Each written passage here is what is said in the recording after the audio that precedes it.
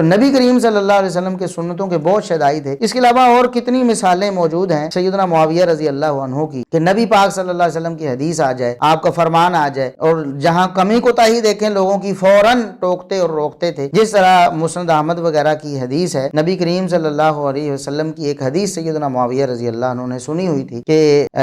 جو شخص من سرہ یتمثل لہ الرجال قیاما فلیتبوأ مقعدہ من النار، جو شخص یہ پسند کرے کہ لوگ میرے سامنے میرے لیے بت بن کر کھڑے ہو جائیں، بے حس و حرکت کھڑے ہو جائیں، جو شخص یہ پسند کرے اسے اپنا ٹھکانہ جہنم سمجھنا چاہیے۔ یہ حدیث سیدنا معاویہ رضی اللہ عنہ نے سنی ہوئی تھی، اور مسند احمد میں ہے کہ 16,918 نمبر حدیث ہے کہ ایک دن، اور جامع ترمذی میں بھی ہے یہ حدیث، اور امام بخاری رحمۃ اللہ علیہ نے الادب المفرد میں بھی یہ حدیث پیش کی ہے۔ جامع ترمذی میں اس کا نمبر 2755 ہے، اور الادب المفرد میں 977 نمبر پہ یہ حدیث موجود ہے کہ سیدنا معاویہ رضی اللہ عنہ ایک دن نکلے، لوگوں کے پاس گئے، جب گئے تو لوگ اٹھ کر کھڑے ہوا کوئی، تو آپ رضی اللہ عنہ نے فوراً منع کر دیا، فرمایا بیٹھ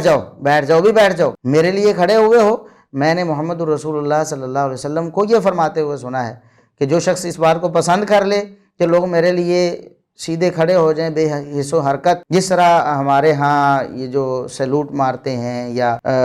ہمارے ہاں اسکولوں کالجوں میں عموماً ہوتا ہے کہ استاد کلاس میں انٹر ہوتا ہے اور لوگ بالکل ٹینشن ہو کر کھڑے ہو جاتے ہیں، کوئی ہیل و حرکت نہیں کر رہے ہوتے، تو یہ وعید ان پر فٹ ہوتی ہے۔ اللہ رب العزت مسلمانوں کو سمجھنے کی توفیق عطا فرمائے۔ ہاں کوئی شخص آیا ہے، اس کے استقبال کے لیے کھڑا ہونا اس میں داخل نہیں ہے، کیونکہ استقبال کے لیے جب انسان جاتا ہے، آگے جا کر بڑھتا ہے، کوئی بزرگ تشریف لائے ہیں، کوئی رشتہ دار آیا ہے، تو اس کو عزت دینے کے لیے جاتا ہے، جا کر ملتا ہے، تو وہ اس کے لیے بت بن کر کھڑا نہیں ہوتا۔ بت بن کر کھڑا ہونا آپ سمجھ رہے ہیں نا کہ کیا ہوتا ہے، وہ تو بالکل جس طرح ٹینشن ہو کے وہ سیلوٹ مار کر جس طرح کھڑے ہوتے ہیں، وہ ہے بت بن کر کھڑا ہونا۔ تو بہرحال سیدنا معاویہ رضی اللہ عنہ نے جب نبی پاک صلی اللہ علیہ وسلم کی حدیث کی مخالفت دیکھی تو فوراً ٹوک دیا، حالانکہ وہ ادب و احترام سیدنا معاویہ رضی اللہ عنہ ہی کو مل رہا تھا۔ اگر نعوذ باللہ آپ ایسی شخصیت ہوتے جو